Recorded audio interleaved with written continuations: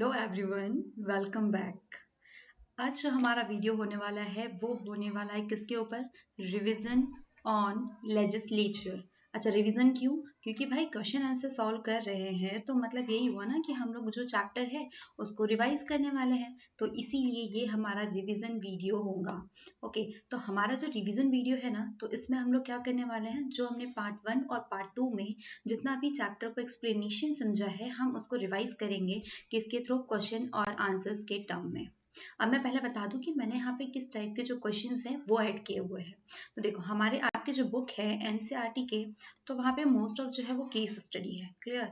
वो case studies इस purpose से है कि आपको जो मेन मोटिव है उसके पीछे का, कि आपको कौन सा जो प्रिंसिपल है एक्चुअल में, जो थ्योरी है आपको वो समझनी है। तो मैंने वहाँ पे इतने सारे जो केस स्टडीज है करके डायरेक्टली शॉर्ट फॉर्म में जो क्वेश्चन और आंसर्स होते हैं उन्हें ऐड किया है। क्लियर? और जो क्वेश्चन जो है यहाँ पे नहीं दिए हैं उसके अलावा भी कुछ क्वेश्चंस ऐड किए हुए हैं जो कि आपके लिए एग्जाम के लिए इंपॉर्टेंट होंगे, फॉर योर जीके, आपके जनरल नॉलेज के लिए भी इंपॉर्टेंट होंगे।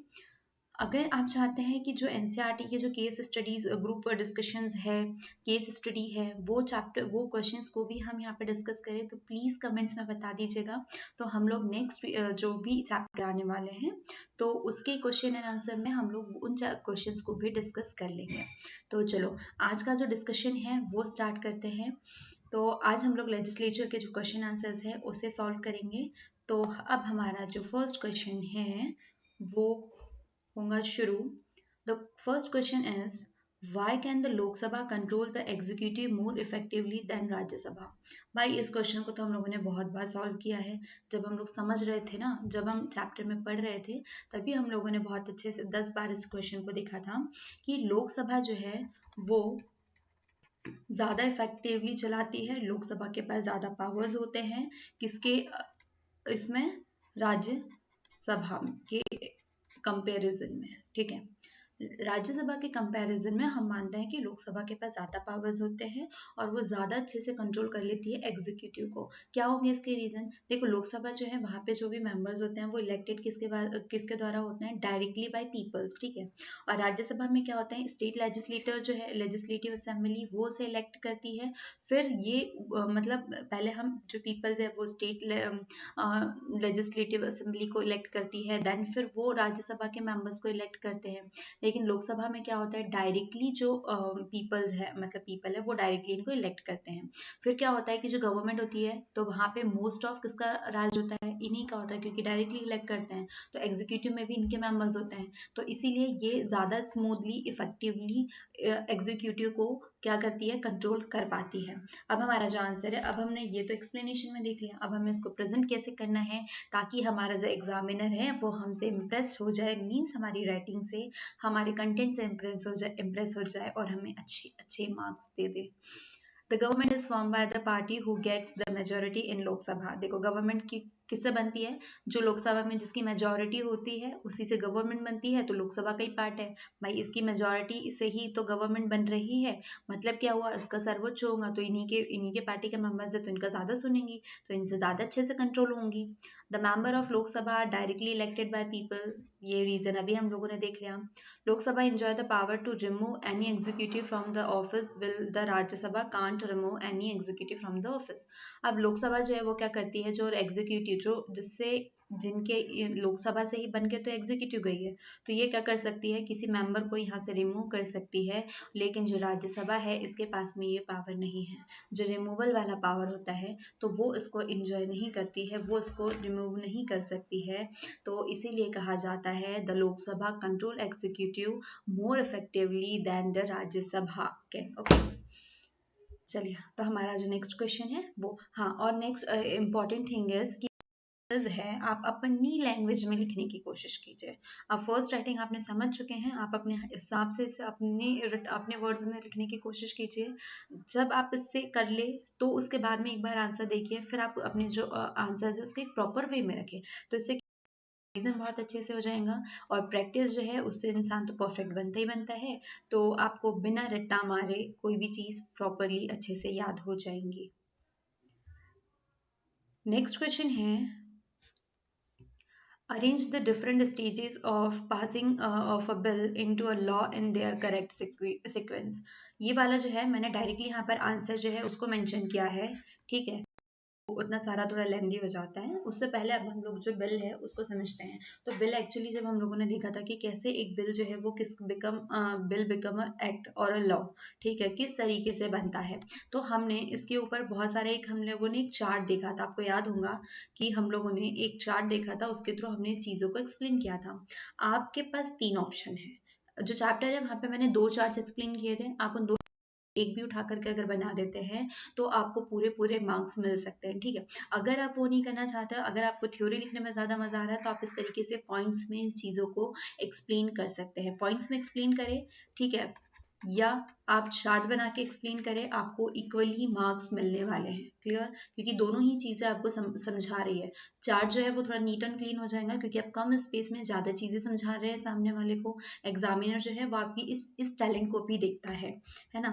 तो आप या तो ये करें या तो फिर चार्ट बनाएं, दोनों में ही आपको इक्वली मार्क मिलेंगे। लेकिन हाँ, बहुत सारी जो एक्स्ट्रा थ्योरी होती है ना वो चीज़ें ना लिखें कि इसे आप पैसेज फॉर्म में लिख रहे हो, है ना। ये तो अरेंज करने के लिए दिया है, तो इसलिए मैं बता रही हूँ। अगर ये क्वेश्चन फॉर्म में आ जाता है कि बिल कैसे एक्ट में कन्वर्ट होता है, तो ये उसके लिए था। ओके, तो सबसे पहले क्या होता है, इसको एज कर दें, ठीक है। अब हमारे पास में अगर हमको कोई बिल है, उसको हम किस में चेंज कर रहे हैं, एक्ट में ये लॉ में कन्वर्ट करें। सबसे पहले क्या होगा कि सबसे पहले तो एक बिल को ड्राफ्ट किया जाता है, ठीक है। Legislative department and ministry of law draft a bill. अब सबसे पहले एक बिल जो है वो ड्राफ्ट किया जाता है, उसको मतलब क्या कह सकते हैं कि जो भी हमारे थॉट्स है, जो भी बिल में हम चाहते हैं कि हमें ये प्रोविजंस लाना है, हमें ये रूल्स बनाने हैं, तो हमें उसको एक ड्राफ्ट फॉर्म में लाते हैं। देन क्या कहते हैं, concern minister propose the need for a bill. अब जो इसका जो इससे रिलेटेड मिनिस्टर है वो इस बिल की नीड बताएगा, ठीक है, उसका पर्पस बताएगा कि मैं किस पर्पस से इस बिल को ला रहा हूँ, किस लिए इस बिल को बना रहा हूँ। A resolution is passed to admit the bill for discussion. अब क्या होगा, अब हम लोगों ने नेक्स्ट थर्ड स्टेप में देखा था कि जो बिल बन चुका है, बिल बनने के बाद में हम उसको डिस्कशन के लिए लेकर आते हैं। फिर डिस्कशन बनता है तो एक सब कमेटी बनती है, कमेटी वो डिसाइड करती है कि एक्चुअल में इस एक्ट की नीड है या नहीं है। नीड है तो किस लिए है, कितने बजट में चाहिए, हमें कौन कौन से चेंजेस होने चाहिए, तो ये सब क्या करते हैं, इसके ऊपर हाउस में इसके ऊपर डिस्कशन होता है। After that the bill is read clause to by clause and each is voted upon. तो अब क्या हो रहा है कि हम लोगों ने बात की थी कि 1/3 जो है वोट रिक्वायर है। अगर वो राज्यसभा में हो रहा है या लोकसभा में हो रहा है तो दूसरे हाउस में भेजने से पहले आपको उसमें अपनी ही हाउस में इसके ऊपर वोटिंग करनी होती है। मतलब most of max to max लोग इससे मतलब सेटिस्फाई होते हैं, तब आप इस बिल को नेक्स्ट हाउस में पेश करते हैं। क्लियर, तो यहाँ पे इसके ऊपर वोट होगा। After that the bill is passed in the house in which it was proposed, ठीक है। देन उसके बाद में रेफर किया जाता है इसको दूसरे हाउस में, वहां पे अगर ये पास हो जाता है तो इस के पास में प्रेसिडेंट ऑफ इंडिया के पास में, यहाँ पे प्रेसिडेंट जो है वो गलत लिखाया हुआ है, सॉरी। तो प्रेसिडेंट ऑफ इंडिया जो है उसके पास भेजा जाता है, और जब ये इसके ऊपर अपने सिग्नेचर कर दे या अपनी मंजूरी दे देता है तो बिल बिकम्स एक्ट और लॉ। क्लियर, तो ये पॉइंट्स आपको अच्छे से याद होने चाहिए क्योंकि यही चीजें आपसे एज अ क्वेश्चन भी पूछी जा सकती है और सिक्वेंस अरेंज करने के लिए भी पूछे जा सकते हैं। और ये हमें पता भी होना चाहिए कि बिल कैसे एक्ट बन रहा है, कैसे लॉ बन रहा है। तो चलिए, आपको होप से ये चीज़ समझ में आई होंगी। ये चीज़ इसलिए भी समझनी इम्पॉर्टेंट है क्योंकि आप अपने नॉर्मल लाइफ से भी इसे कनेक्ट कर सकते हैं। मैंने आपको बहुत अच्छा एक एग्जांपल से भी इसको समझाया था। अगर आपको यहाँ नहीं समझ में आया तो प्लीज़ जाके उस वीडियो में भी चेक कराइए। हमारा जो नेक्स्ट क्वेश्चन है वो है कि लोकसभा कैसे बनती है। How is the Lok Sabha form. तो लोकसभा फॉर्म कैसे होती है भैया, तो एक घर बन रहा है तो उस घर के मेंबर्स कैसे आने हैं, कहाँ कहाँ से आने हैं, ये हमें डिसाइड करना है। और हमारा कॉन्स्टिट्यूशन इस बात को पहले ही क्लियर कर चुका है, और हम लोग ऑलरेडी ये चीज़ को पढ़ चुके हैं कि कौन कौन से लोग कैसे कैसे आने हैं, क्या क्या होना है, ठीक है। तो देखो, लोकसभा के जो लोग होते हैं सबसे पहले तो हम देख लेते हैं कि इनका इलेक्शन कहाँ से होकर के आता है, ठीक है। थ्योरिकल पे बाद में जाते हैं, ठीक है। डायरेक्ट इलेक्शन होता है इनका, ठीक है, elected by people. Clear. Rajya Sabha में क्या होता है कि स्टेट लेजिस्लेटिव में वो लोग इलेक्ट होते हैं थ्रू पीपल्स, और फिर स्टेट लेजिस्लेटिव जो है वो अपॉइंट करती है राज्यसभा के मेंबर्स को जो स्टेट को रिप्रेजेंट करते हैं। लेकिन जो लोकसभा होती है वो डायरेक्टली क्या करती है, पीपल को रिप्रेजेंट करती है, तो ये डायरेक्टली इलेक्टेड बाय पीपल्स होते हैं। क्लियर। देन क्या होगा, यहाँ पर हमारे पास में टोटल मेंबर्स होते हैं 552। क्लियर। अब आप कहेंगे कि 45 मेंबर्स जो है वो लिखे हुए हैं, तो प्रॉब्लम इज कि अभी हमारे पास में जो मैक्स टू मैक्स जो डेटा दिया हुआ होता है कि आप लोकसभा में कितने सदस्य रख सकते हो, ठीक है। तो हमारे पास में एक लिमिट है कि आप 552 से ज्यादा मेंबर्स नहीं रख सकते हो, तो हमारी मैक्स टू मैक्स लिमिट है 552, ठीक है। लेकिन करेंटली हमारे पास में हमारी लोकसभा में जो मेंबर्स है वो 545 मेंबर्स है, जो कि हर स्टेट से उसकी पॉपुलेशन और उसकी साइज के अकॉर्डिंग चूज करके आती है, ठीक है। उसके रीजन, उसका रिलीजियन जो है, इन सारे अकॉर्डिंग इसको चूज किया जाता है। उनकी सीट जो होती है यहाँ पे डिसाइड की जाती है। जैसे यूपी की हमने देखा था 31 और त्रिपुरा की एक सीट थी।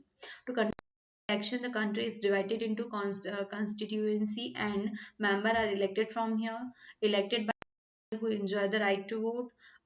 To Anglo Indian are nominated by the president. हाँ, और इसके साथ में यहाँ पे 2 एंग्लो इंडियन जो है वो नॉमिनेट करता है कौन, प्रेसिडेंट। लेकिन हमने ये भी पढ़ा था कि जो अभी रिसेंटली जो अमेंडमेंट आया था वहां से ये जो प्रोविजन है कि जो 2 एंग्लो इंडियंस है उनको इलेक्ट करने का, तो ये प्रोविजन हटा दिया गया है। अब इसमें कोई एंग्लो इंडियन जो है वो इलेक्ट नहीं होता है, नॉमिनेट नहीं होता है, ठीक है। ये बिना इलेक्शन लड़े ही यहाँ पे आ जाते हैं।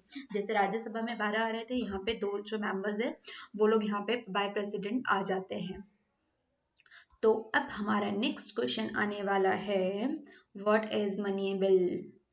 मनी बिल के ऊपर हमने बहुत लंबा चौड़ा डिस्कशन किया था कि मनी बिल क्या है। हमने बात की थी कि राज्यसभा के पास में राइट नहीं है कि वो मनी बिल को पेश करे, वो सिर्फ लोकसभा ही शो कर सकती है, ठीक है। तो ऐसा क्यों भाई, लोकसभा ही क्यों कर सकती है? क्योंकि लोकसभा के पास में ज्यादा जो है पावर है, ज्यादा मेजोरिटी है, ये गवर्नमेंट की वो है, इसको डायरेक्ट लोग इलेक्ट कर रहे हैं, इसीलिए इसके पास ज्यादा पावर है, तो इसको मनी बिल जो है वो लोकसभा ही लाएगा।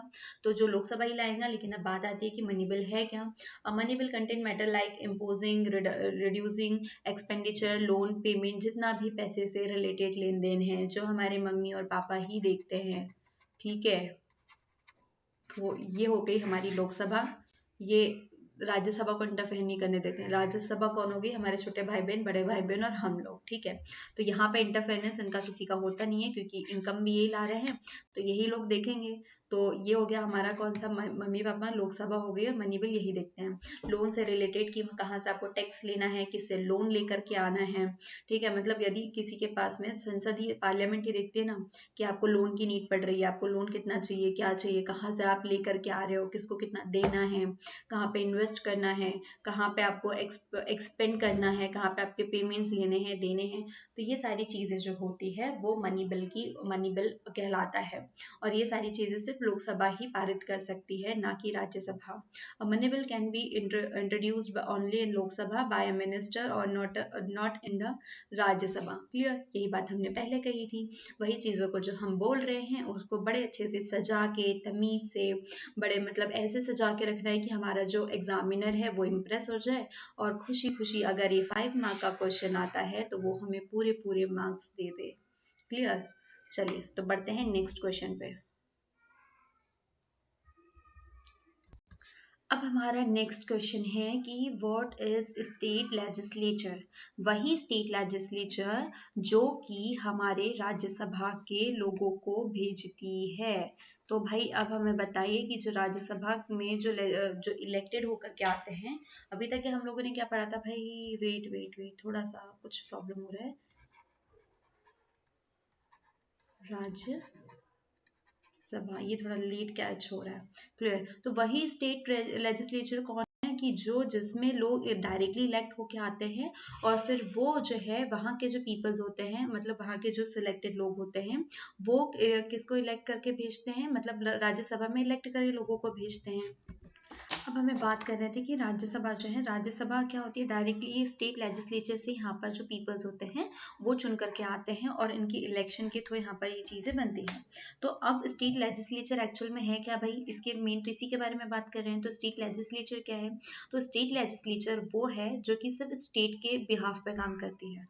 जो लोकसभा और राज्यसभा है वो पूरी कंट्री के लिए काम कर रही है, लेकिन स्टेट लेजिस्लेचर जो है वो किसके लिए बात कर रही है, वो स्टेट के लिए बात कर रही है। जैसे लोकसभा रिप्रेजेंट कर रही है पूरी कंट्री को, राज्यसभा कर रही है, तो उसी तरीके से स्टेट लेजिस्लेचर जो होती है वो हमारी स्टेट को रिप्रेजेंट करती है। The state consist of a governor and one or two houses of legislature। यहाँ पे एक तो लेजिस्लेटिव असेंबली होंगी और दूसरी कौन सी होंगी, लेजिस्लेटिव काउंसिल होंगी। और दोनों जो है वो बहुत कम जगह पर होती है, ये हमें पता है क्लियरली कि जो स्टेट में लेजिस्लेचर होती है तो उसमें उसमें दो टाइप के होते हैं, एक असेंबली और काउंसिल दोनों, ठीक है। तो हर स्टेट में असेंबली तो होती ही होती है, लेकिन काउंसिल हर जगह नहीं होती है।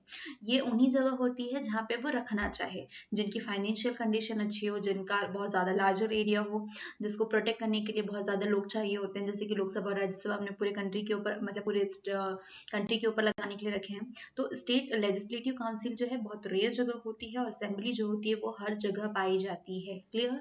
तो जहाँ जहाँ पर है उसकी लिस्ट हम लोग देख चुके हैं, अभी आगे क्वेश्चन में भी देखते हैं। In most of state of India only one house of legislature is found, legislative assembly. जो पूरी का हमारी कंट्री में जितनी भी स्टेट्स है वहाँ पे एक ही काम करती है, कौन सी, स्टेट लेजिस्लेटिव असेंबली जो है वो काम करती है। काउंसिल बहुत ही रेयर जगह होती है और इन करेंट 7 स्टेट ऐसी है जहाँ पे दोनों ही हाउसेस काम कर रहे हैं, मतलब असेंबली भी है और काउंसिल भी है, ठीक है। चलो ये समझ में आया कि स्टेट लेजिस्लेचर है क्या।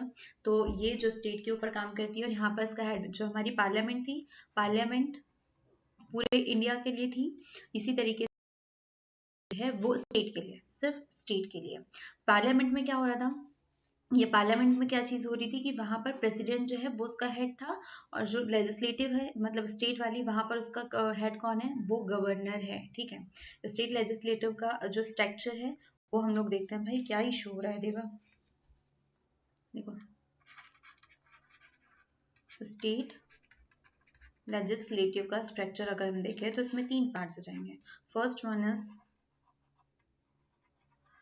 गवर्नर, देन सेकंड कौन सा, असेंबली हो जाएंगी, लेजिस्लेटिव असेंबली, और जो थर्ड है वो ऑप्शनल है, ठीक है, काउंसिल, लेजिस्लेटिव काउंसिल। वो ऑप्शनल है, वो डिपेंड करता है आप रखना चाहते हो या नहीं रखना चाहते हो। आपके कॉन्स्टिट्यूशन में आप उसको बना सकते हो, कॉन्स्टिट्यूशन में क्लियरली कहा है कि अगर आप कैपेबल हो तो यू कैन क्रिएट, अगर नहीं है तो आप उसको अवॉइड करिए। क्लियर। देन नेक्स्ट क्वेश्चन है हमारा कि जहाँ पे जो बाय कैमरल लेजिस्लेचर है, बाय कैमरल लेजिस्लेचर जहाँ पे दोनों ही हाउसेज है, ठीक है, वहाँ पे असेंबली भी है और काउंसिल भी है, जहाँ पे ये दोनों काम करते हैं तो उसको हम बाय कैमरल कहते हैं। मतलब जहाँ पे 2 हाउसेज है वो बाय कैमरल हुए, और एक यूनिकैमरल कौन सा हो गया, जहाँ पे सिर्फ एक हाउस काम करता है। तो इन 7 स्टेट के अलावा जितनी भी स्टेट है वहाँ पे सिर्फ एक लेजिस्लेटिव जो है वो काम करती है, जो कि लेजिस्लेटिव असेंबली होती है। बाकी इन 7 स्टेट में बाइकैमरल काम करता है, यहाँ पे काउंसिल भी है और असेंबली भी है। तो ये कौन कौन सी स्टेट, कर्नाटका, भाई कर्नाटका बड़ा है, यहाँ पे 2 लोग चाहिए संभालने के लिए, बिहार, तेलंगाना, आंध्र प्रदेश, जम्मू कश्मीर, महाराष्ट्र एंड उत्तर प्रदेश। तो इन सारे जगह पर जहाँ पे भी है तो इन सभी जगह बाइकैमरल लेजिस्लेटर है, मतलब यहाँ पे 2 हाउसेस काम करते हैं। चलो अब बढ़ते हैं हमारे नेक्स्ट क्वेश्चन की ओर। तो हमारा अगला क्वेश्चन है, mention the qualification of membership for legislative assembly. अब मैं जब इनसे बात कर रही थी कि भाई जजेस को वाद विवाद करना है तो वो पहुंच जाए लेजिस्लेटिव में, ठीक है, वहां पे हम वाद विवाद करें। लेकिन अब इनने कहा है कि भैया तुम्हें यहाँ पर आना है तो उसके लिए भी तुम्हें एक एग्जाम क्लियर करना होगा। आईएएस वाला नहीं है कि भाई आप यूपीएससी निकाल करके इतनी पढ़ लिख करके आओ, ठीक है, ये लोग बिना पढ़े लिखे ही आ जाते हैं, ठीक है। बस इनके लिए एक नॉर्मल सा एज वेज का क्राइटेरिया होता है, बाकी ये रिक्वायर नहीं है कि आप पहले 12th करो, फिर आपके उसके बाद में ग्रेजुएट हो जाओ, फिर आप यूपीएससी का एग्जाम क्लियर करो, उतना भी सफिशिएंट नहीं है। इसमें भी आप प्री निकालो, देन मेंस निकालो, फिर उसके बाद में इंटरव्यू निकालो और फिर आप सिलेक्ट होते हो, वो भी किसके हाथ के नीचे काम करने के लिए, एडमिनिस्ट्रेटिव में काम करने के लिए, नेताओं के नीचे, ठीक है। लेकिन हमारे जो नेता होता है ना, इनके पास बहुत ही छोटा सा एक क्राइटेरिया होता है, फायदे में कौन होते हैं? नेता। लेकिन रेपुटेशन तो इन्हीं से होती है, यूपीएससी वालों से। तो ये इंडिया के सिटीजन होने चाहिए, है ना, must be citizen of India. वो तो नॉर्मली सी बात है भाई, होते ही है। 25 ईयर हो जाना चाहिए भाई, 25 ईयर तो आज मतलब होते ही है, क्योंकि तभी हमें पॉलिटिक्स की समझ में आती है और हम इसमें जंप कर लेते हैं। मस्ट होल्ड एनी ऑफिस और property of government of India, ठीक है, अंडर गवर्नमेंट ऑफ इंडिया। अब गवर्नमेंट ऑफ इंडिया के किसी भी प्रॉफिट वाले लाभ के पद पर ये नहीं होना चाहिए। जब जाए तो आप पहले वाले को रिजाइन करके जाए। Must not be unsound mind, दिमाग से पैदल नहीं होना चाहिए। भाई अगर आप नेता है तो आपका दिमाग ऑलरेडी बहुत शार्प होता है, क्योंकि आपको बहुत सारी कमाई भी तो करनी है, ठीक है। तो ये बहुत होता है, तो अनसाउंड माइंड तो है ही नहीं। क्लियर। चलो ये थोड़ा मजाक का वो था। बाकी एक्चुअल क्वालिफिकेशन जो है वो याद रखें कि वो इंडिया का सिटीजन होना चाहिए, उसने 25 ईयर कंप्लीट कर चुका हो, वो गवर्नमेंट ऑफ इंडिया के किसी भी प्रॉफिट के अंडर ना हो, और वो अनसाउंड माइंड ना हो, मतलब वो पागल ना हो। Clear. The next question is mention the qualification of membership of state legislative council। अब state legislative council के लिए आपके पास में क्या क्या qualifications होनी चाहिए? अभी हमने किसके बारे में पढ़ी थी? legislative assembly के बारे में, ठीक है। अब आप इस state legislative council के बारे में बात कर रहे हैं, तो ऑलमोस्ट सारी चीजें जो है वो सिमिलर होने वाली है, कुछ कुछ चीजें हैं वो बदल जाएंगी। जैसे कि क्राइटेरिया रखा हुआ था 25 ईयर, ठीक है, यहाँ पे थोड़े और मैच्योर लोग आ गए, यहाँ पे 30 साल वाले लोग आ गए। सिटीजन ऑफ इंडिया तो है, होना ही होना था। Should not hold any office of profit under government, ये भी हम ऑलमोस्ट पढ़ चुके हैं ऑलरेडी। अनसाउंड माइंड नहीं होना चाहिए। Disqualified to become the member of council, he should not be disqualified. Okay, तो जो काउंसिल अभी हम लोगों ने देखा, तो उसके मेंबर बनने के लिए उसको डिसक्वालीफाई नहीं किया गया हो एक। बाकी सिमिलर सारे पॉइंट्स है, बस 30 को आपको, मतलब जो 25 है उसका आपको 30 करना है, बस इतना ही था इसमें, है ना। तो ऑलमोस्ट सारे सिमिलर ही होते हैं। अब हमारा नेक्स्ट क्वेश्चन है, what is an ordinary bill. Ordinary bill क्या है? अभी हमने बात किसके बारे में की थी? मनी बिल, ठीक है। मनी बिल के बाद में आता है भैया कि ऑर्डिनरी बिल क्या है, और ऑर्डिनरी बिल को कौन लेकर के आता है, किस लिए होते हैं। तो मनी बिल से के अलावा जितने भी बिल होते हैं हम उसको ऑर्डिनरी बिल ले लेते हैं। नॉन मनी बिल और मतलब मनी बिल से बचे वाले जितने भी होते हैं उसको हम ऑर्डिनरी बिल ले लें, ठीक है। तो ये दो तरीके के हो जाएंगे। हमने एक चार्ट देखा था, एक तो गवर्नमेंट वाला बिल, क्लियर। दूसरा जो होता है वो कौन लेकर के आता है? गवर्नमेंट वाला बिल जितने भी मिनिस्टर्स होते हैं, ठीक है, मतलब जो गवर्नमेंट के मिनिस्टर्स होते हैं जो लेकर के आते हैं उसे कौन कहता है? Government bill. देन आता है प्राइवेट बिल। तो प्राइवेट बिल कौन होते हैं? जो कि पार्लियामेंट के मेंबर्स होते हैं, ठीक है, जो कैबिनेट के मिनिस्टर नहीं है बट वो पार्लियामेंट के मेंबर है, वो जो बिल ला रहे हैं तो उसको क्या कहते हैं हम लोग? प्राइवेट बिल कहते हैं। क्लियर। तो ऑर्डिनरी बिल क्या हो जाएगा? Ordinary bills are concern with the matters other than money matters. These are two types, government bill और प्राइवेट बिल। दोनों की डेफिनेशन मैं आपको समझा चुकी हूँ, इसे आप अपने शब्दों में बहुत अच्छे से प्रेजेंट करके लिखिए, है ना। जरूरी नहीं है कि आप ये जो थ्योरिकल फॉर्म है इसी में अपने आप को रिप्रेजेंट करें, आप बाकायदा इसे चार्ट में भी शो कर सकते हो, जैसे कि मैंने आपको यहाँ पर बताया, ठीक है। गवर्नमेंट बिल जो है मतलब प्राइवेट बिल, ऑर्डिनरी बिल ऐसे डैश कर दीजिए, इसको दो टाइप्स में डाल दीजिए, एक गवर्नमेंट कर दीजिए, एक प्राइवेट, इसमें छोटी छोटी डेफिनेशन इसकी लिख दीजिए। क्लियर। अब हमारा नेक्स्ट क्वेश्चन है, why do we need a parliament. अब इस बात के ऊपर हमने चैप्टर के स्टार्टिंग में ही जो है डिस्कशन किया था कि हमें पार्लियामेंट की नीड क्यों है, ठीक है भाई। पार्लियामेंट तो हमें रिक्वायर्ड ही है। पार्लियामेंट हमारे पास तीन तरीके से कैसे ओके उसको स्किप कीजिए। एग्जीक्यूटिव, लेजिस्लेचर, ये सारी चीज़ें हमारे पास में आई थी। अब हमें एग्जीक्यूटिव को काम कराना है तो उसके लिए हमारे पास रूल्स होने चाहिए, वो रूल बनाने के लिए हमको पार्लियामेंट चाहिए। तो देखते हैं पार्लियामेंट हमें लिए क्यों इंपॉर्टेंट है। Reason for law making, definitely सबसे बड़ा काम तो ये लॉ मेकिंग ही कर रहा है, कि लॉज बना रहा है, एक्ट को निकाल रहा है, एग्जीक्यूटिव को दे रहा है कि भाई अब इसको एग्जीक्यूट कराइए आप, ठीक है। देन हमारे पास में नेक्स्ट आता है, to help people to hold representative accountable. अब वो रिप्रेजेंट भी तो कर रहे हैं, मतलब जो जितनी भी सारे अलग अलग स्टेट्स आ रही है तो उसको रिप्रेजेंट कर रहा है। एक पॉलिटिकल क्या है process take place in democratic manner. अब जो पॉलिटिकल प्रोसेस है जो कि डेमोक्रेटिक मैनर में आप उसको रिप्रेजेंट कर उसको पेश कर रहे हो। और ये जब आप हमारे एक्सप्लेनेशन वाले चैप्टर में जाएंगे तब हमने इसके बहुत सारी और भी चीज़ें देखी थी। ठीक है, एग्जीक्यूटिव को कंट्रोल करने के लिए भी पार्लियामेंट इंपॉर्टेंट है, ये तो सबसे बड़ा फैक्टर, लॉ तो बनाता ही बनाता है, एग्जीक्यूटिव को क्या कर रहा है, कंट्रोल करने के लिए कर रहा है। फाइनेंशियल इसमें भी बहुत सपोर्ट कर रहा है, क्योंकि फाइनेंशियल जितनी भी चीज़ें होती है पार्लियामेंट निकालता है, लॉ मेकिंग कर रहा है। तो इन सारे रीजन से हमारी पार्लियामेंट जो है वो इम्पोर्टेंट हो जाती है हमारे लिए। ठीक है, एक प्रॉपर मैनर में आपको अपनी डेमोक्रेटिक कंट्री को चलाना है, तो उसके लिए क्या होगा, डेमोक्रेटिक मैनर में आपको अपनी कंट्री को चलाना है, तो उसके लिए इम्पोर्टेंट है कि आपके पास में एक ऐसा सिस्टम हो, एक ऐसा मतलब क्या कहना चाहिए, हाँ एक ऐसा सिस्टम हो जो आप उसको लेके चला सके। तो वही सिस्टम क्या काम करता है, जो पार्लियामेंट है ये उस सिस्टम का काम करता है, एक प्रॉपर वे में लेके चलता है, ये लॉज बना के देता है, जिसको एग्जीक्यूट कौन करता है, एग्जीक्यूटिव करती है। तो यही हमारी इंपॉर्टेंस हो गई कि हमें पार्लियामेंट की क्यों नीड है। अब आता है हमारा next question, mention the difference between bill and law. अब बिल और लॉ में क्या डिफरेंसेस है भाई, ये तो बात जब हमने बिल देखा था कि कैसे एक बिल जो है वो लॉ बनता है, वहीं पे हो जाता है।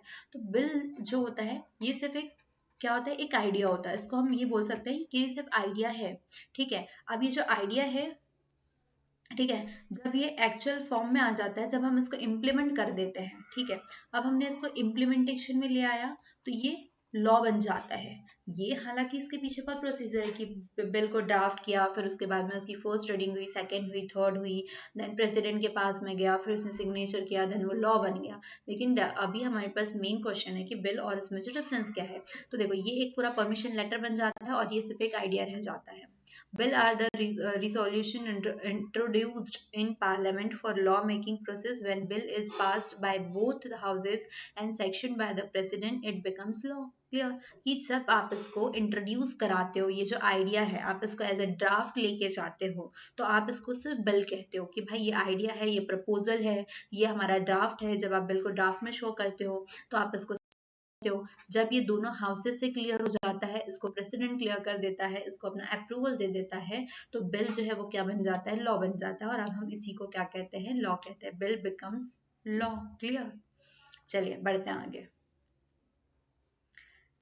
अब हमारा नेक्स्ट क्वेश्चन आने वाला है, व्हाट इज लेजिस्लेचर। इतना इंपॉर्टेंट क्वेश्चन जिसको हम इतने समय से पढ़ते हुए आ रहे हैं कि भाई तो अब आप मुझे बताइए कि एक्चुअल में लेजिस्लेचर क्या है। जब इनसे पढ़ रहे हैं, पूरा चैप्टर ही हमारा इसी के ऊपर चल रहा है ना, तो ये क्वेश्चन तो शायद सबसे पहले आना चाहिए था, फर्स्ट नंबर पे होना चाहिए था, पर बाय फॉल्ट ये 15 नंबर पे जा रहा है। ठीक है, legislature is an organ of government to frame laws for a nation along with the expression of people's will in which all section of society participate. ठीक है, एक ऐसा ऑर्गन है जहां पर क्या कर रहा है, वो लॉज बना रहा है। ठीक है, लेजिस्लेचर, तो लेजिस्लेचर से ही आप लॉ वर्ड उठा लीजिए, जो लॉ बना रहा है, स्मूथली आपको पूरे पार्लियामेंट को लेकर के चल रहा है, इट इज कॉल्ड लेजिस्लेचर। ठीक है, क्या लॉ तो बना रहा है, ये हो गया, फ्रेमवर्क हो गया, और किसको एक्सप्रेशन कर रहा है, अलग अलग सोसाइटी से जो भी लोग आते हैं, क्योंकि पार्लियामेंट में कौन लोग सिलेक्ट होकर आते हैं, हमारी सोसाइटी के अलग अलग एक एक तबके के लोग आते हैं, एक एक सोसाइटी से आते हैं, हर जमात के लोग आते हैं, तो वो उनको रिप्रेजेंट कर रहा है, उसके साथ में लॉ बना रहा है, तो इसे ही हम क्या कहते हैं, लेजिस्लेचर। वो एक ऐसा गवर्नमेंट, एक ऐसा फ्रेम गवर्नमेंट का जो कि क्या कर रहा है, लॉज बना रहा है फॉर द नेशन। ठीक है, और वो क्यों बना रहा है, ताकि आप सभी जो पीपल्स है उनको एक्सप्रेस कर सके, है ना, उनके पर्पस को एक्सप्रेस कर सके, तो यही हमारा लेजिस्लेचर कहलाता है। अब लेजिस्लेचर है तो उससे रिलेटेड शायद नेक्स्ट क्वेश्चन हो हमारा, mention some important function of legislature. तो लेजिस्लेचर के इंपॉर्टेंट फंक्शन क्या क्या होते हैं भाई, ये तो हम लोग प्रीवियसली भी पढ़ चुके हैं चैप्टर में। उसको लॉ बनाना है, उसको फाइनेंस कंट्रोल करना है कंट्री का, उसको कॉन्स्टिट्यूशनल रिक्वायरमेंट में जितने भी इंपॉर्टेंट अमेंडमेंट होते हैं वो भी लेकर के आने होते हैं। तो फंक्शंस में ये वाली चीज जो है ना, और भी बहुत सारे जो है, आप यदि हमारा जो वीडियो है उसको ओपन करें तो वहाँ पे और भी आपको चीजें करें। देखो, फाइनेंशियल तो सिक्योर करता ही करता है, इसके साथ में ये रिप्रेजेंट भी करता है। Clear, representation. ठीक है, और ये डिबेट भी होती है यहाँ पर, एक्सप्रेशन, डिबेट एंड एक्सप्रेशन। और भी पॉइंट्स जोड़ सकते हैं, यहाँ पर आप वाद विवाद करते हो। ठीक है, आप कंट्रोल किसको करते हो, यहाँ पर लिख सकते हो, कंट्रोल एग्जीक्यूटिव। ठीक है, आप एग्जीक्यूटिव को कंट्रोल कर रहे हो, that's the most important function of legislature. Then second one is आप अपने जो सोसाइटी है उसके अलग अलग तबके हैं, जमात है, उसको रिप्रेजेंट कर रहे हो। देन आप वहाँ पर डिबेट कर रहे हो, आप अपने एक्सप्रेशन शो कर रहे हो कि आपको मतलब क्या चाहिए, किस तरीके जो भी डिबेट वगैरह कोई भी लॉ आ रहा है तो आप अपनी राय को, अपने मतों को, अपने पॉइंट ऑफ व्यूज को आप वहाँ पे शो कर सकते हैं। क्लियर। देन आप लॉ तो बना ही रहे हो, इसी में ये वाला एक्सप्रेस डिबेट वाला जो पॉइंट हो गया वो इसी में आ गया। फिर control the finance of country, क्योंकि अब हमें पता है कि जो फाइनेंशियल स्टेट होता है वो आप लॉ संसद से, पार्लियामेंट से ही सेंक्शन कराते हैं, कितना उसको फंड लग रहा है, कहाँ प्रोवाइड कराना है, कहाँ से कितना टैक्स लेना है, किसको कितना देना है, कहाँ से आप इनकम जनरेट कर सकते हैं, कहाँ पे आप इन्वेस्ट कर सकते हैं। तो ये सारा जो प्रोग्राम डिसाइड होता है वो कहाँ पर होता है, पार्लियामेंट में। Clear. Amend the constitution if required. अब कॉन्स्टिट्यूशन जो है वो तो क्लियर हो गया है भाई कि एक बना करके बुक दे दी गई है कि आपको उसको फॉलो करना है। ठीक है, ये इंपॉर्टेंट है, आपके सारे रूल्स की एक बुकलेट दे दी गई है जिसको हम कहते हैं कॉन्स्टिट्यूशन। ठीक है, भारतीय संविधान। तो अगर यहाँ पे कुछ इंपॉर्टेंट रिक्वायरमेंट है कि उसको अमेंडमेंट लाना है, उसमें थोड़े चेंजेस करना है, तो ये राइट ना सिर्फ हमारी पार्लियामेंट के पास में है, इसे सुप्रीम कोर्ट भी चेंज नहीं कर सकता। क्लियर। तो ये राइट भी इसी के पास में है। तो इतने सारे फंक्शन यहाँ पे 3 ही मेंशन है, but you can also add this one two. ठीक है, ये वाले भी आप इसमें ऐड कर सकते हैं। चलिए, तो अब हम नेक्स्ट क्वेश्चन पे जाते हैं। How is the speaker of Lok Sabha elected. ठीक है, लोकसभा का जो स्पीकर है, मैंने आपको उस टाइम बताया था कि लोकसभा स्पीकर को आप और क्या बोल सकते हैं, जो हेड है। ठीक है, जो लोकसभा में जितने भी इलेक्टेड पीपल्स आते हैं, बर्थ थ्रू पीपल्स, तो इसमें से क्या करते हैं, इतने सारे लोग होते हैं। ठीक है, आप क्या कहते हैं, यहाँ पर सब आपस में वाद विवाद चल रहे हैं, आपस में बातें कर रहे हैं, तो ये क्या कहते हैं, इसमें से अपने एक को हमारी क्लास का मॉनिटर बना देते हैं। ठीक है, यही मॉनिटर जो हमारी क्लास का होता है ना, कि बच्चे बहुत मस्ती करते हैं, टीचर बोल के जाता है कि भैया ब्लैक बोर्ड पे नाम लिख करके रखना। ठीक है, जब तक कि आप मस्ती कर, मतलब आप मस्ती ना करो, जो लोग मस्ती कर रहे हैं तो उनका नाम कौन लिखेगा ब्लैक बोर्ड पे, हेड लिखेगा, जिसको हम कैप्टन कहते हैं। यही हेड जो काम करते हैं वो कौन, स्पीकर हो गए। लेकिन यहाँ पे हमारे जो बच्चे हैं वो बिल्कुल भी नहीं सुनते हैं, ये बस बोलते रहते हैं शांत रहो शांत रहो। ठीक है, ये अपने ब्लैक बोर्ड पे नाम भी नहीं लिखते हैं, बस शांत कराते रहते हैं, लेकिन कोई शांत नहीं होता है। तो हमारा क्लासरूम जो है वो बहुत अच्छा है इससे। ठीक है, जो क्लासरूम है यहाँ पर ये तो नाम लिख देता है ब्लैक बोर्ड पे सारे लोगों के, तो बच्चे शांत हो जाते हैं कि डांट पड़ेंगे, लेकिन यहाँ पे इनको किसी की भी डांट पड़ने का कोई डर नहीं होता है। डब्ल्यू बोलते रहते हैं, बोलते रहते हैं, फिर भी हम एक हेड को अपॉइंट कर देते हैं जिसे हम स्पीकर कहते हैं, और ये स्पीकर कैसे इलेक्ट होता है वो देखते हैं। The speaker of Lok Sabha is elected by the member of parliament in the first sitting of the new government. जब हमारी फर्स्ट सिटिंग होती है न्यू गवर्नमेंट की, जब भी न्यू गवर्नमेंट आती है, तो उसी के, मैंने ये बताया कि यहाँ के जो मेंबर्स हैं इनमें से एक चूज कर लेता है। ठीक है, वही क्या होता है, स्पीकर होता है। Belong to the party having majority in Lok Sabha. अब ये क्या करता है, ये उसी से होता है जिसकी मेजोरिटी पार्टी होती है। भाई ये तो बात क्लियर है, हमारी क्लास में भी होता है कि जिसके हमेशा ज्यादा मार्क आता है ना, हम उसी के सबसे ज्यादा होता है, हमारे हमारी क्लास में सबसे ज्यादा किसकी पहुंच होती है, उसी की, सबसे ज्यादा लोग उसी को पूछते हैं, टीचर्स उससे बात करेंगे, सोल्यूशंस उनसे होंगे, सब कुछ चीजें उन्हीं से होती है। तो यहाँ पे भी सेम चीज आती है कि जिसकी मेजोरिटी होती है लोकसभा में, वही क्या होता है, हेड होता है, उसी का जो जिसको चूज करते हैं वही हेड बनाते हैं। He supported to conduct proceeding of parliament in impartial manner. अब ये क्या करता है, ये हेल्प करता है, वही ये जो क्लासरूम है ना, इसको कंट्रोल करने में कौन हेल्प करता है, वो स्पीकर इसे मदद करता है। ये बात है कि स्पीकर की कोई सुनता नहीं है। ठीक है, next question is mention the different type of legislature. अब लेजिस्लेचर के टाइप क्या होंगे भाई, ये भी देखना है। तो देखो, लेजिस्लेचर ना एक्चुअल में दो ही टाइप की होती है। क्लियर, एक तो बाय कैमरल और यूनिकैमरल। ठीक है, यूनिकैमरल और बाय कैमरल। अब इसमें क्या फर्क होता है ये देखते हैं। बाय कैमरल नाम से ही क्लियर है कि वहां पे दो जो होंगे, दो हाउसेज होंगे, मतलब जो भी है बाय, ठीक है, मतलब टू हाउसेज होंगे। और यूनिकैमरल क्या होता है कि वहां पर सिंगल हाउसेज होगा। जब हम चैप्टर को एक्सप्लेनेशन में देख रहे थे, हमने देखा था कि यूएस में यूनिपोलर जो है हाउस है। ठीक है, पाकिस्तान में है, फाइनलैंड में है, ठीक है, चाइना, पुर्तगाल, इन सारी जगह पर जो है वो यूनिकैमरल जो है लेजिस्लेटर है, मतलब यहाँ पर सिर्फ एक ही काम करते हैं। ठीक है, यहाँ पर सिर्फ एक ही काम करते हैं। Bicameral consist of two houses as in the US, India, Switzerland, Canada, UK etcetera. The British parliament consist the house of lord and the house common of the India has Lok Sabha and क्या राज्यसभा। अब हमारे पास में क्या है, bicameral, जहाँ पे 2 houses होते हैं। अच्छा ये वाला जो यूएस है, अब यहाँ पे कंफ्यूज नहीं होंगे कि यूएसए में तो 2 है भाई, सीनेट भी है, ठीक है, बात कर रहे हो, लेकिन आप लोग बता रहे थे कि ये तो ये स्टेट के रिगार्डिंग बात कर रहे थे, ठीक है, ये स्टेट के रिगार्डिंग बात कर रहे थे। यूएस में 2 यूनिकैमुलर है, लेकिन हमारे यहाँ स्टेट में जो है हमने उनकी इच्छा के ऊपर छोड़ दिया हुआ है, ठीक है। तो यूनिकैमुलर, अभी हम लोग सिर्फ लेजिस्लेचर जो मेन है उसके बारे में बात कर रहे हैं। तो हमारे यहाँ पर भी जो है क्या है, बाय पास में 2 हाउसेज है, मतलब एक लोकसभा है और दूसरा जो है वो क्या है, राज्यसभा, ठीक है। हमारे पास 2 हाउसेज है, तो 2 हाउसेज मींस बाइकैमुलर जो है वो ये कर रहे हैं।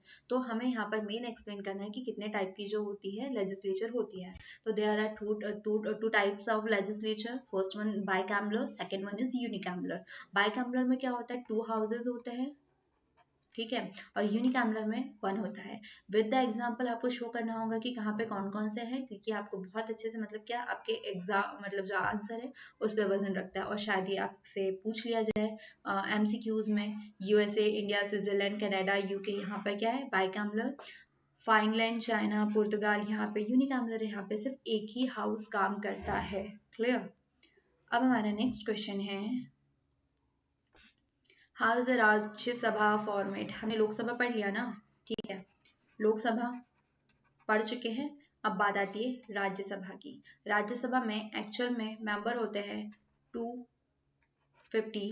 अभी अगर हम बात करें करंटली तो वो कितने हैं, 245 मेंबर्स हैं, ठीक है। इसमें से जो 12 मेंबर्स होते हैं वो कहाँ से होते हैं, इनको नॉमिनेट करते हैं हमारे प्रेसिडेंट। क्लियर। किसके बिहाफ पे, जो प्राइम मिनिस्टर है वो सजेस्ट करते हैं। तो ये स्ट्रक्चर समझ में आया एक्चुअल मेंबर का। अब ये मेंबर्स कहाँ से आते हैं, ये जो 12 है ये तो प्रेसिडेंट लाएगा, लेकिन 245 जो है वो कौन लेकर के आएगा, ठीक है।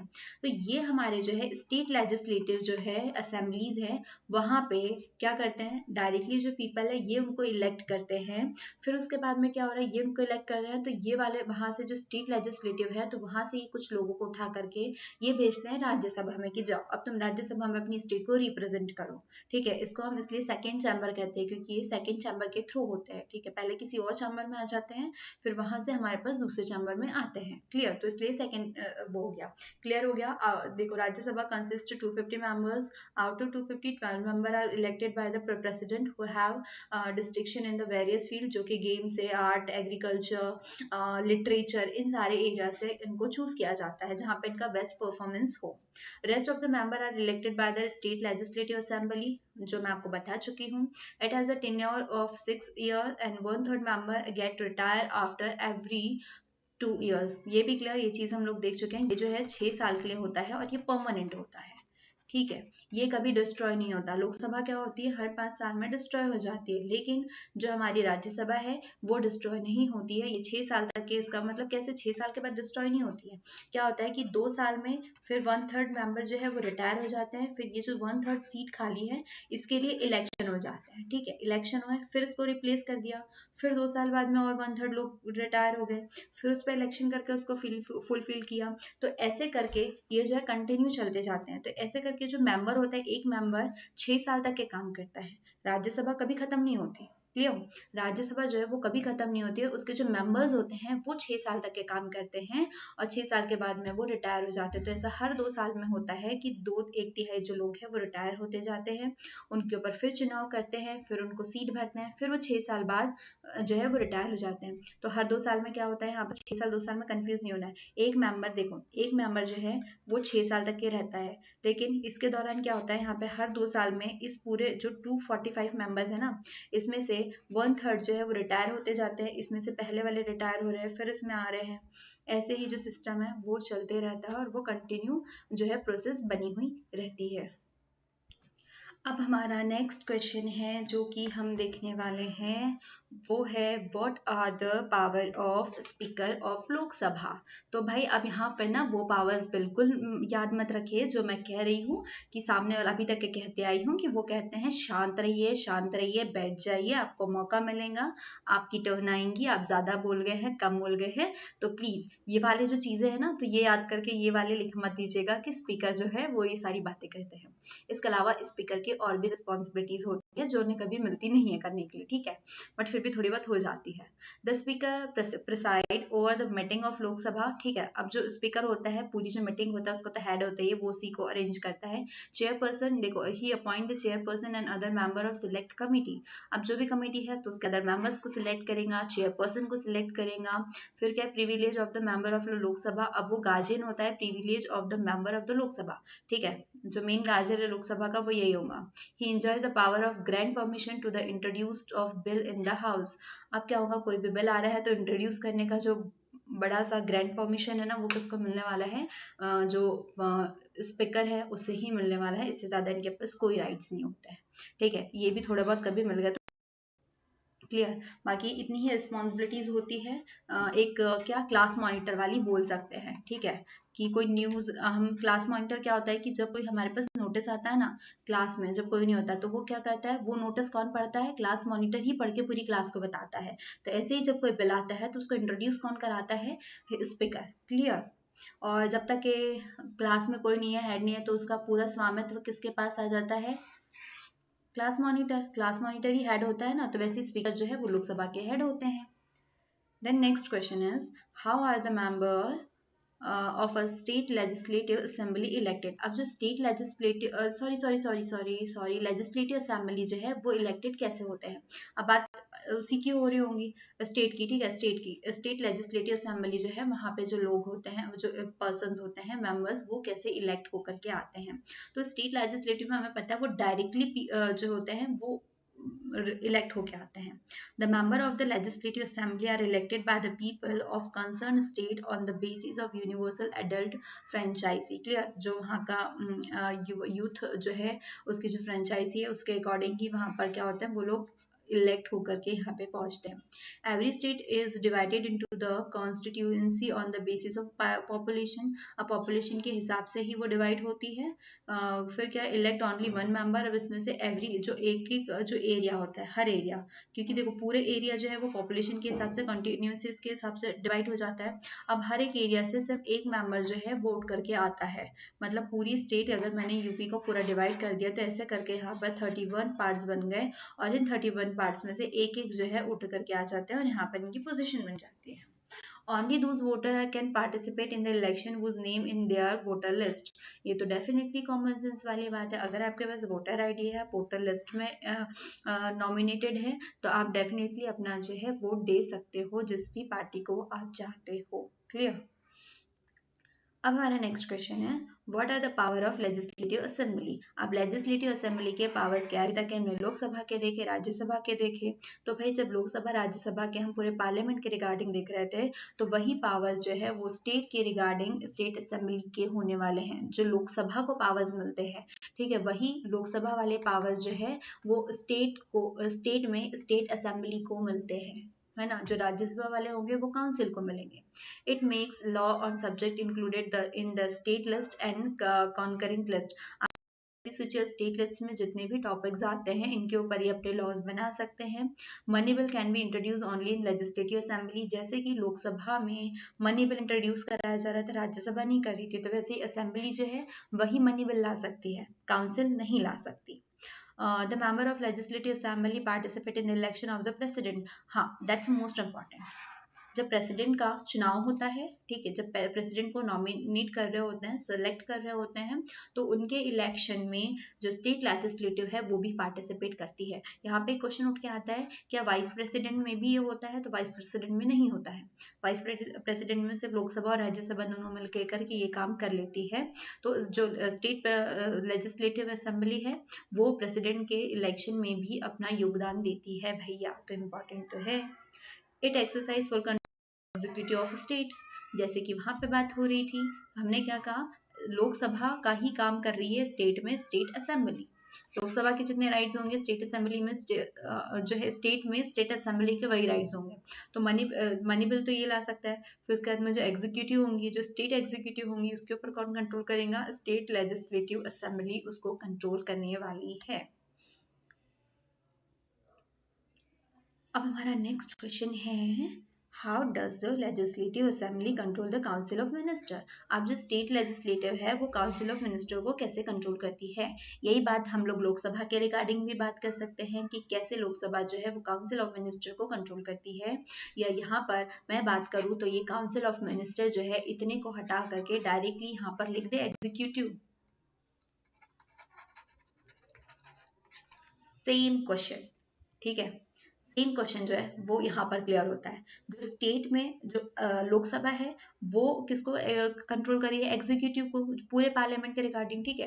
तो यहाँ पे स्टेट में स्टेट असेंबली जो है, स्टेट लेजिस्लेटिव असेंबली जो है वो काउंसिल ऑफ मिनिस्टर को करेंगी, मतलब जो स्टेट की एग्जीक्यूटिव होती है उसको क्या करती है, कंट्रोल करती है। और सेम वही रीजंस होंगे जो वहां पर काम कर रहे होते हैं, ठीक है। दो तरीके की सरकार चल रही है, एक पूरे यूनियन को चला रही है और एक स्टेट को चला रही है, तो सिमिलरली फंक्शंस हर जगह होते हैं।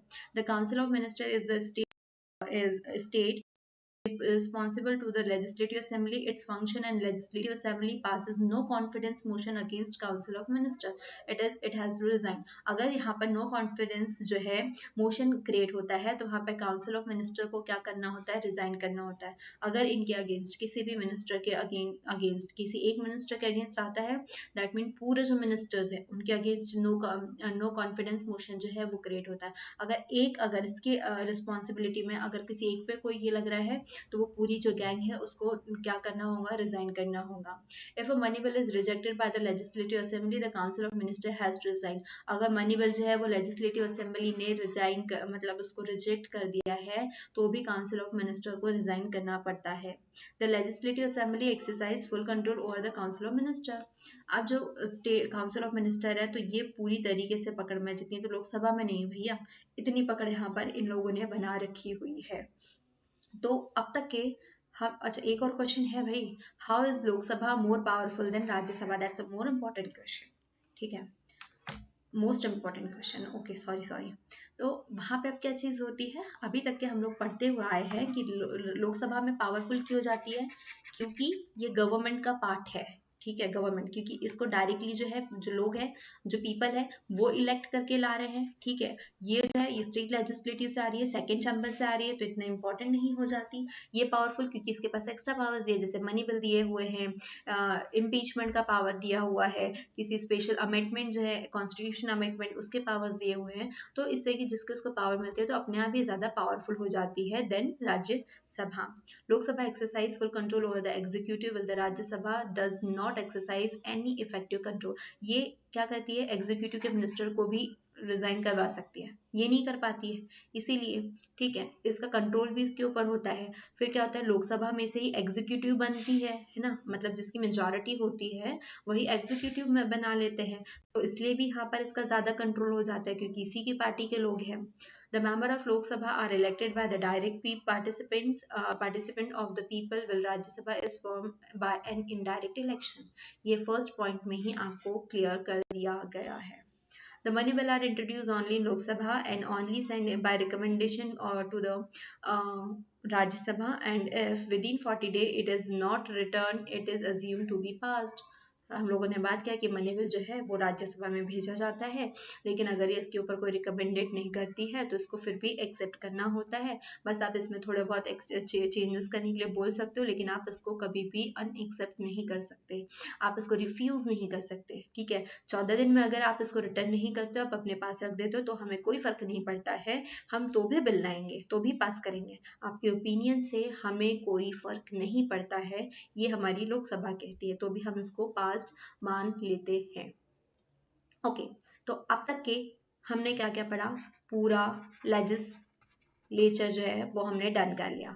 लेजिस्लेचर में हमने प्रेसिडेंट पढ़ा, प्रेसिडेंट तो एक्चुअली हम एग्जीक्यूटिव में ही पढ़ चुके थे। देन हमने राज्यसभा पढ़ा, ठीक है, राज्यसभा क्या होती है, कैसे बनी, कितने लोग इसमें काम कर रहे हैं, कहाँ से ये लोग आए, इनकी क्वालिफिकेशन क्या होती है, इनके पावर्स क्या क्या होते हैं, इनके मेरिट्स डीमेरिट्स सारी चीजें देखी। इसी के साथ में फिर हमने जो है लोकसभा के बारे में भी देखा, ठीक है, लोकसभा कैसे बनती है, कितने मेंबर्स इसमें काम करते हैं, इनके पावर्स कैसे कैसे, इन दोनों के कंपैरिजन, तो ये वाली चीजें भी हम लोगों ने देखी। उसके बाद में हमने बिल को लॉ में भी कन्वर्ट किया, कैसे पार्लियामेंट जो है एग्जीक्यूटिव के ऊपर कंट्रोल करती है, पार्लियामेंट खुद पे कैसे कंट्रोल करती है, ये सारी जो चीज़ें हैं हमने इस चैप्टर में अब तक के पढ़ी है। मुझे यकीन है कि आप लोगों को भी चीज़ें समझ में आई होंगी। अगर मैं फिर से कहती हूँ, अगर नहीं आई हैं तो प्लीज़ 2 टाइम्स जो है आप वीडियो को फिर से देखिए, समझ में ज़रूर आएगा। मुझसे ना आए तो कहीं और से पढ़िए। एनसीईआरटी जब आप पढ़ रहे हो ना तो अपनी बुक्स को सामने रखिए, क्योंकि सारी चीज़ें जो है वो यहाँ पर नोटेड नहीं है, क्योंकि एक नोट्स के तौर पर काम कर रही है। तो ये जो PDF है आपको अपने टेलीग्राम पे मिल जाएंगी, या जो एड्यूग्रोन की साइड है वहाँ पे भी आपको ये नोट्स प्रोवाइड कर दिए जाएंगे। तो आप ये जो नोट्स है ना, मतलब जो PDF जो जिससे आपको पढ़ाया जा रहा है, एज आप इसे नोट्स यूज कर सकते हैं। ठीक है, एज अ नोट आप इसे यूज करेंगे तो यहाँ पे एकदम सिलेक्टेड पॉइंट्स हैं। तो जब आप अपनी बुक में खोल रहे हैं तो आपको बकायदा वहाँ पे मैप्स दिखेंगे, बहुत सारी पिक्चर्स दिखेंगी। तो इन नोट्स को आप वहाँ से कनेक्ट करते हुए पढ़िए। ठीक है, तो और ज़्यादा चीज़ें जो है वो समझ में आएंगी। और उसके बाद में एज ऑलवेज हमारे जो Q&A वाला वीडियो है वहाँ पे आइए, जहाँ पे आपके सारे जो रिविजन है वो कराया जाएगा। Thank you.